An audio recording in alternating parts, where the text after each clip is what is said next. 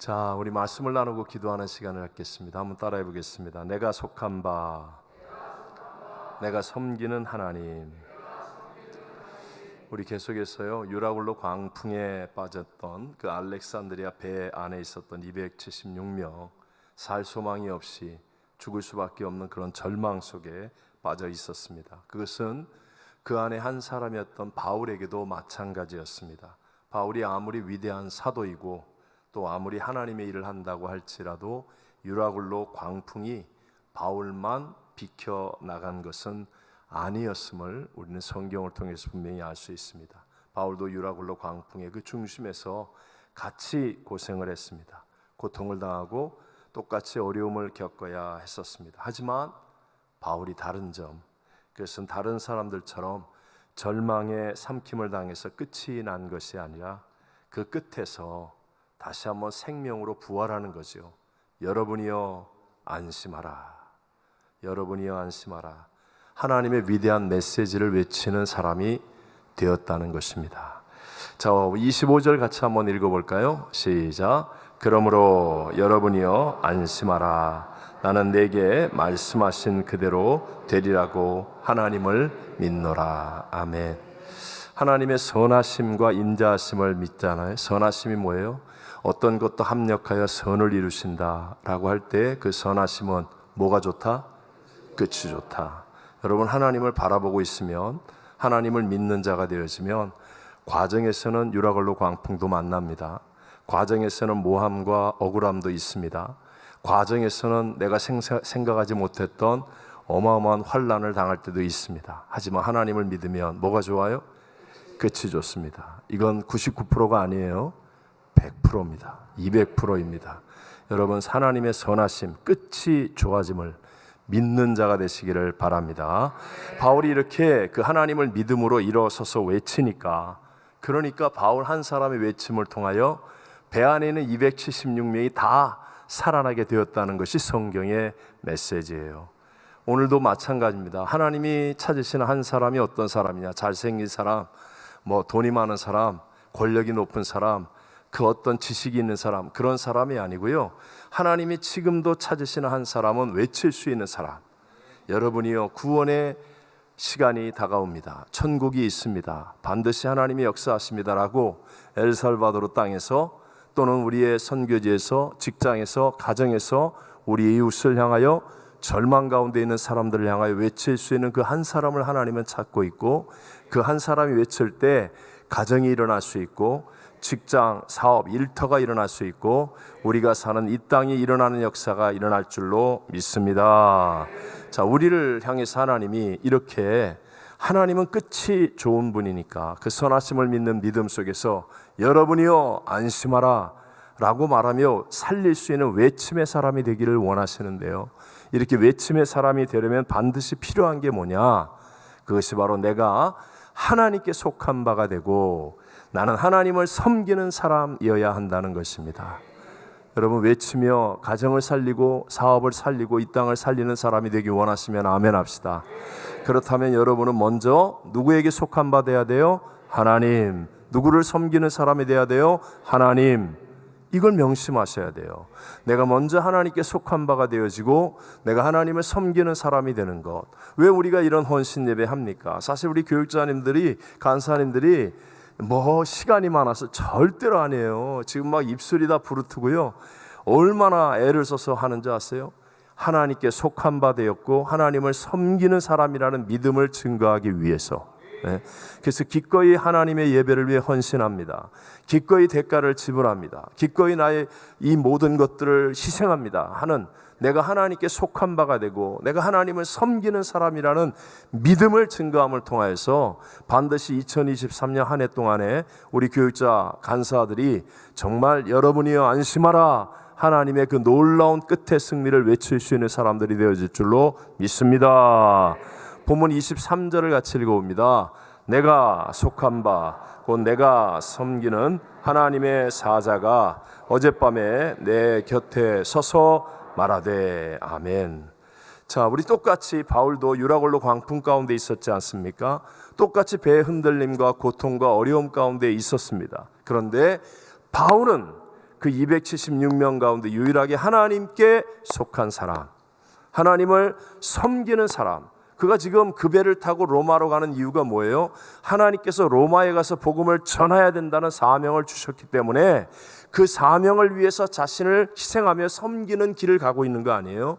하나님께 속하였고 하나님을 섬기는 사람이 되었기 때문에 바울에게는 이 메시지가 다가왔고, 그리고 바울은 담대하게 외침을 통하여 그 배 안에 있는 275명을 다 살릴 수 있는 사람이 되어지더라는 것입니다. 여러분, 하나님께 속하면 왜 승리합니까? 하나님은 문제보다, 하나님은 대적보다, 하나님은 불경기보다, 하나님은 질병보다, 하나님은 사망보다. 여러분, 믿으시기 바랍니다. 내가 먼저 하나님께 속한 바가 되어지면 이것을 경험하게 되는 거예요. 아, 정말 하나님이 크시구나. 우리 엘살바도르 간증팀 다 듣잖아요. 다 갈 수 있는 형편의 사람들이 아니었습니다. 근데 하나님의 메시지가 들려지고 성령의 마음의 감동과 성령의 두드리심을 순종하여서 하나님께 속한 바가 되고 내가 하나님을 섬기는 사람이 되겠습니다 했더니 안 되는 상황이 되는 상황으로 바뀌어지고 그 속에서 하나님의 역사하심을 경험하고 와서 뜨거운 가슴으로 간증할 수 있게 되지 않았습니까? 여러분, 우리도 하나님께 속한 바가 되어지고 하나님을 섬기는 사람이 되어지면 우리가 속하고 우리가 섬기는 그 하나님은 문제보다 크시기 때문에 반드시 어떤 것이 나를 삼킨다 할지라도, 그것이 유라굴로 광풍이든 질병이든 불경기이든 어떤 분란과 어떤 대적의 어려움이든 그것이 나를 삼킨다 할지라도 하나님은 그보다 크시기 때문에 반드시 역전승을 이루는 주인공이 될 줄로 믿습니다. 이게 중요한 거예요. 내가 소속되는 것, 내가 하나님을 바르게 섬기는 자가 되는 것. 구약 성경에서 이스라엘 백성들을 하나님의 선민이라고 말하지 않습니까? 출애굽기 19장, 너무 중요한 성경입니다. 이건 출애굽기 19장 5절과 6절 말씀 같이 한번 읽어봅니다.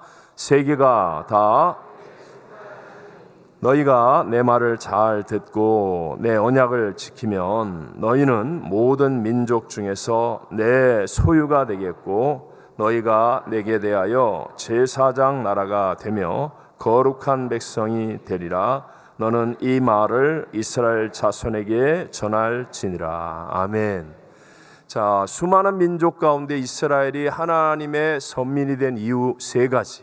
이것은 예수를 믿고 하나님께 속한 받으며 하나님을 섬기는 사람이 되어야 할 우리들에게도 동일하게 역사하는 세 가지라는 거예요. 그 첫 번째가 내 소유가 된다. 하나님이 내 소유가 된다고 말씀하죠. 두 번째, 제사장 나라가 되어야 된다. 너희가 내 소유만 되는 것이 아니라 나를 모르는 세상과 나 사이를 연결하는 제사장 나라가 되어야 된다. 그리고 셋째가 거룩한 백성이 될 것이다 라는 이 세 가지예요. 다시 한번, 첫째가 뭐예요? 내 소유, 둘째가 제사장 나라, 세 번째 거룩한 백성. 이것이 하나님과 우리 사이의 관계를 나타내는 겁니다. 여기서 내 소유가 된다라는 말의 히브리어가 세굴라라는 말이거든요.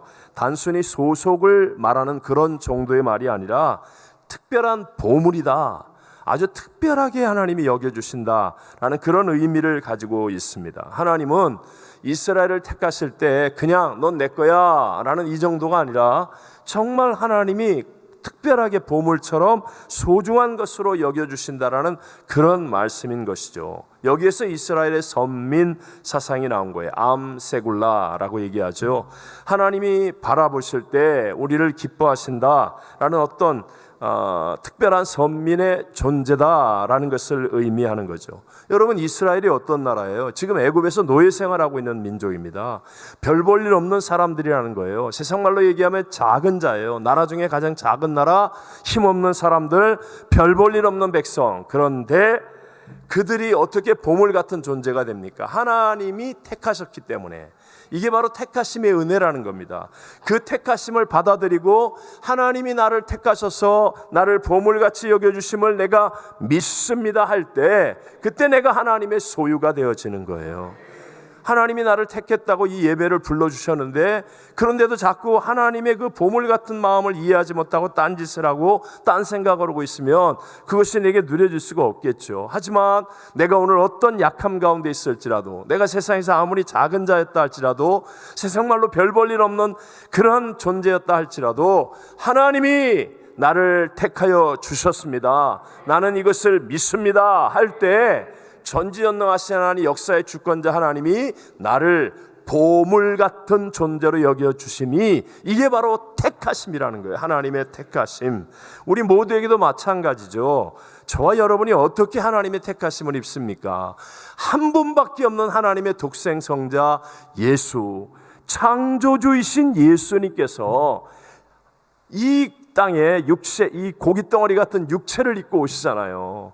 하나님이신 예수님이 이 땅에 고깃덩어리 같은 육체를 입고 오셔서, 그리고 가장 작은 곳 베들레헴에서 마구간에서 태어나서, 그리고 그곳에서 예수님 자라시고 우리 모든 죄를 대신하여 십자가에서 그 어마어마한 고난의 대가를 지불하시고 다 이뤘다 하시고 죽으시잖아요. 그분의 그 엄청난 죽음의 대가로 저와 여러분이 하나님의 택함을 입은 하나님의 자녀가 된 것을 믿으시기 바랍니다. 그러니까 하나님이 보실 때는 얼마나 소중합니까? 얼마나 소중합니까? 제가 예전에도 한번 말씀드렸지만 제 아내는 잊어버렸다고 그래요. 근데 저는 아직도 마음에 남아있는 게 있어요. 제가 처음 교회를 개척하고 얼마 되지 않았을 때 정말 집안 살림이 너무너무 어렵잖아요. 신발장이 필요했습니다. 왜? 방 하나 집 하나 그리고 청년들 막 오니까 도저히 안 되겠어서 신발장을 하나 해야 되는데 살 돈은 없고 만들었어요. 있는 나무가 없으니까 사과의짝 같은 거 가지고 이렇게 만들었습니다. 내 딸에는 정말 열심을 다하여 그 더운 날씨에 하루 온종일 바쁜 시간을 투자해서 신발장을 쫙 만들었어요. 딱 만드는데 우리 집사람이, 제 아내가 딱 보자마자 이게 뭐냐, 그래서 이거 신발장이라고 그랬더니 그 자리에서 갖다 내버리더라고요. 이걸 어디다 쓰냐, 내가 봐도 이게 막 기울어지더라고요. 보니까 넘어지더라고요. 그런데 제 아내는 그 얘기를 했더니 기억도 안 난대요. 근데 저는 상처가 됐어요. 왜? 나 나름대로 노력했거든요. 정성을 기울였거든요. 하루 종일 수고했거든요. 아니, 그 작은 수고한 그것도 기억이 나는데, 하나님이신 예수님이 나 같은 죄인을 구원하기 위해 이 땅에 오셔서 십자가에서 고난받으시며 내가 널 구원한다, 너는 내 것이라. 여러분, 저와 여러분을 어찌 귀중히 여기지 않겠습니까? 세상 사람들이 날 보고 뭐라고 그런다 할지라도 우리 하나님은 저와 여러분을 귀중히 여기는 것을 믿으시기 바랍니다. 저와 여러분이 세상에서 자꾸 보잘것없는, 별볼일 없는 사람처럼 보인다 할지라도 하나님은 나를 예수님 때문에 특별한 보물과 같은 존재로 여겨주신다는 거예요. 그러므로 여러분, 나의 삶과 내가 하는 일이 여기서부터 출발하는 거예요. 여기서부터 하나님이 나를 보물과 같이 특별한 존재로 여겨주십니다 라는 여기에서부터 출발하면 어떤 상황 속에서 내가 하나님께 속한 바가 되어지고 하나님을 섬기는 일이 되어져서 하나님의 음성이 들려지고 하나님의 외침이 되어지는 거예요. 희한하게도 나는 별 볼 일 없는데, 나는 작은 자인데 나는 하나님께 속한 자입니다. 내가 하는 일이 하나님을 섬기는 사명의 일입니다. 이 믿음을 분명하게 갖고 있잖아요. 그러면 아무리 어려움이 다가오고 어떤 사람이 대적한다 할지라도 이 속에서부터요 하나님의 음성이 들려집니다. 그래서 하나님의 외침이 되는 거예요. 괜찮아, 하나님이 이 일을 통하여 합력하여 선을 이루실 거야. 얘들아, 괜찮아, 하나님이 우리 가정의 주인이야. 이 직장 하나님이 반드시 손으로 만들어 주실 거야. 하나님의 외침이 되는 거예요. 그래서 나의 이 외침을 통하여, 믿음의 외침을 통하여 내 가정이 다시 살아나고 내 사업이 다시 살아나고 이 땅이 다시 살아나는 위대한 역사로 쓰임받게 될 줄로 믿습니다. 제가 소설과 동화를 쓰는 이철환 씨라고 있어요. 좋은 글을 참 잘 쓰시는데, 이분이 우리 주변의 감동적인 이야기들을 30 몇 가지인가를 모아서 책을 만들었는데, 못난이 만두 이야기입니다. 제목처럼 가장 중요한 내용인지도 모르겠어요. 실제 이야기를 그 안에다가 이분이 이제 글로 잘 쓴 거예요. 아버지가 돌아가시고 아픈 어머니와 함께 사는 정말 배고픈 아이죠. 배고픈 아이가 있었습니다. 근데 이 만두집을 하는 이 아저씨가 그 배고픈 아이를 바라보면서 어떻게 도와줄까 하다가 자기 집 앞으로 이 아이가 지나가는 그 시간에 터진 만두를 만드는 거예요. 터진 만두. 이 아이가 지나갈 때 일부러, 평생 만두를 만들었는데 여러분 터진 만두 만들겠어요? 근데 일부러 눌러가지고 옆구리가 터진 못난 만두를 만들었습니다. 그리고 아이가 지나갈 때 불러서 야, 이거 팔 수도 없는 건데 너 가져가서 먹어라. 그러면서 만두를 주는 거예요. 그 배고픈 아이가 비참해지지 않도록, 얻어먹는 아이처럼 느껴지지 않도록, 그리고 그 만두로 인해서 그 아이가 자존심 상하지 않고 이렇게 뭔가 그런 배려죠, 배려. 못난이 만두, 터진 만두니까 못 파는 거야. 그러면서 이렇게 배려해서 주는 거예요. 또 그렇게 해서 자기 아내의 마음을 또 돌보는 거예요. 남편이 자꾸 이렇게 하면 분명히 그럴 거 아니에요. 아니, 우리는 흙 파서 장사하냐? 뭐 너는 뭐 나한테 뭐 해준 거 있냐? 뭐 이러면서 또 덤벼들 수 있으니까. 또 그런 마음의 상처를 주지 않게 하기 위해서 일부러 아이가 지나가는 시간에 눌러서 배를 터뜨려서, 옆구리를 터뜨려서 만두를 전해주는 거예요. 그러니까 아내가 보아도 배 터진 만두니까 아무렇지도 않은 거예요. 이게 배려이고, 이게 사랑이고, 이게 여러분 하나님의 은혜 속에 있는 사람들에게 주어지는 지혜라는 거예요. 비록 보십시오, 작은 만두를 파는 사람이라고 할지 모릅니다. 하지만 멀쩡한 만두를 터뜨려서 축복의 통로가 될 수 있는 이 사람, 진실로 이 사람은요, 그 아이와 또 주변을 살리는, 그리고 그 책을 읽는 저의 마음에도 뜨겁게 만들고 수많은 사람들을 살리는 하나님의 외침이 되는 것 아닙니까? 터트린 만두 하나 전해주는 게 하나님의 외침이라니까요. 하나님의 외침. 철저하게 자신이 하나님께 속한 바 된 사람이며 자기는 하나님을 섬기는 만두쟁이다. 이 마음을 갖고 있으니까요, 하나님의 외침이 될 수 있다는 거예요. 예수님을 구세주로 믿는 저와 여러분, 우리가 먼저 나는 하나님께 속한 바 된 사람입니다, 나는 하나님을 섬기는 사람입니다, 여러분 이 믿음을 먼저 가슴속에 새기고 또 새기면 이런 헌신 예배 준비하는 게 아까워요, 안 아까워요? 안 아까워요. 다시 한번 좀 더 크게 해봐요. 아까워요, 안 아까워요? 안 아까워요. 이 헤아리는 헤아림으로 도로 헤아림을 받게 되어 있습니다. 하나님이 이 작은 헌신을 통하여 하나님 훨씬 더 큰 하나님의 헌신을 깨닫게 해주실 줄로 믿습니다. 이거예요. 다른 사람을 살리는 외침이 되는 거 아닙니까? 내가 하나님께 속한 바 된 것이고 나는 하나님을 섬기는 사람이다 하면서 내가 힘들어도 기쁘게 준비하고 애를 써서 무엇인가를 행할 때 이것이 바로 하나님의 외침이 되어지는 것이고요, 이런 외침을 통하여 나도 모르는 사이에 다른 사람을 살리는 역사, 하나님을 기쁘게 하는 하나님의 역사들은 일어나게 되는 줄로 믿습니다. 자, 바울과 함께 배를 타고 있는 275명, 바울을 빼고 275명의 사람들은요, 그 배를 타고 가면서 내내 바울이 자신과 다르다는 것을 알았습니다. 왜냐하면 처음부터 출발하면 안 된다라고 바울만 혼자 얘기하잖아요. 근데 선주, 선장, 그 안에 타고 있는 많은 장사하는 사람들, 선원들, 이 물건 빨리 팔아서 우리 한몫 챙겨서 우리 잘 살아야 됩니다 그러면서 가자고 하잖아요. 근데 바울만은 그 사람과 뭔가 다르다. 배 안에서 함께 지내는 내내 뭔가 바울의 배려심, 정직함, 성실함, 아름다운 모습, 바울이 달랐다는 것을 보았을 거예요. 그러니까 여러분, 바울의 그 외침, 여러분이여 안심하라 라고 외칠 때 이것을 배 안에 있는 모든 275명의 사람들이 죄수의 외침이라고 욕하지 않고, 별 볼 일 없는 사람의 외침이라고 욕하지 않고 바울의 외침을 받아들이는 거예요. 바울이 달랐으니까 바울의 외침을 하나님의 외침으로 받아들여서 다 같이 사는, 합력하여 선을 이루는 역사가 일어난 줄로 믿습니다. 세상 사람들은요, 세상에서의 기쁨을 얻으려고 합니다. 리차드 포스트라고 하는 영성학자가 쓴 돈, 섹스, 권력, 이게 욕망 중에 최고의 욕망이죠. 뭐 포장은 다르게 하지만 결국은 돈과 섹스와 권력을 위해서 인생이 욕망의 노예가 되어서 살아간다라고 말하는 거예요. 세상 사람들은 그런 욕망을 베이스먼트로 해서 기쁨을 얻으려고 하는 겁니다. 기쁨을 얻으려고. 하지만 우리 성도들은 구별된 기쁨이 있어야 되지 않습니까?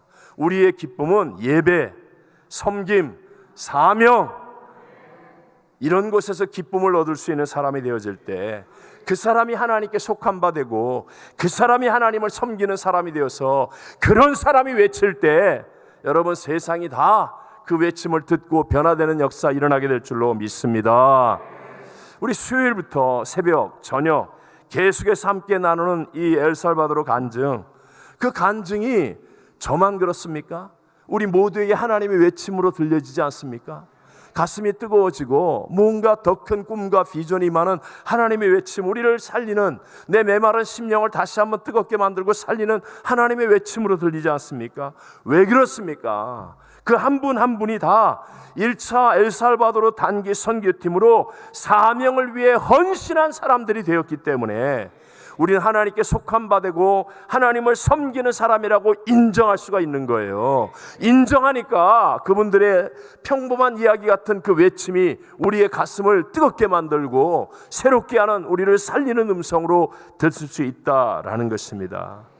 제가 목회를 하면서요, 많은 말을 듣지 않습니까?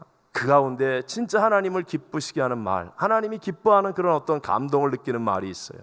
아무개는 직장에서, 어떤 아무개는 이웃 사람들에게 정말 하나님께 속한 바 되고 하나님을 섬기는 사람이라고 인정을 받습니다. 이런 말을 듣게 되면요, 말할 수 없는 어떤 하나님의 기쁨을 느낍니다. 그분이 일하는 직장이 어디든 간에, 그분이 있는 처한 아파트가 사는 곳이 어느 곳인 간에 주변 사람들로부터, 야, 저 사람은 정말 하나님께 속한 바 된 사람인 것 같아요. 저 사람은 정말 하나님을 섬기는 사람인 것 같아요. 나 저 사람 보니까 참 교회가 좋은 곳이라고 생각해요. 이런 말을 듣게 되었을 때 얼마나 하나님이 기뻐하시는지, 정말 놀라운 감격과 감사를 마음속에 누릴 수 있게 되는 거예요. 사랑하는 성도 여러분, 오늘 헌신하는 우리 교육자와 간사, 우리 모두가 바울처럼 예배, 섬김, 사명, 다시 한번 돈, 섹스, 권력이 아니라 우리는 뭐예요? 예배, 섬김, 사명. 세상 사람들은 예배 드리러 간다 그러면 미쳤다고 그러잖아요. 금요일날 이 피곤한데 놀러 가야지 무슨 예배 드리러 가. 그러나 우린 달라야 되잖아요. 우린 예배 드리고 기뻐하는 거예요. 다른 사람들은 남을 이 세상의 마지막 시대에 이기주의로 자기밖에 모르는 이 시대에 부모도 안 섬기는데, 자식이 부모도 섬길 줄 모르는데 교회 가서 막 그냥 설거지를 하고 일을 하고, 저희 교회 토요일날 보세요. 토요일날 식당에 가보세요. 막 그냥 난리가 납니다. 난리가 나. 다 섬기는 분들로 인하여 그냥 막 부엌이 그냥 부흥입니다. 부흥. 세상 사람들이 와서 보면 돈 받고 하냐고 물어볼 거예요. 미쳤다고 그럴 거예요. 그러나 그 섬김, 그리고 사명, 누가 자기의 휴가를 반납하고 선교지를 갑니까? 누가 욕을 먹으면서도, 눈총을 받으면서도 담대하게 선교지를 갑니까? 사명, 이걸 보면서 야, 저 사람은 우리하고 다르다. 저 사람 뭔가 하나님께 속한 사람 같아. 저 사람이야말로 하나님을 섬기는 사람 같아. 그런 사람이 하나님의 메시지가 주어져서 외치는 자가 되어지면 거기에 바로 하나님의 놀라운 새 역사, 살리는 역사가 일어나게 될 줄로 믿습니다. 우리 2023년에 우리 교회와 우리 성도님들이 하나님께 속한 바가 되어지고 하나님을 섬기는 사람이 되어서 우리의 외침을 통하여 가정을 살리고 사업을 살리고 이 땅을 살리고 선교지를 살리는 아름다운 역사의 주인공이 되시기를 주의 이름으로 축원합니다. 축원합니다.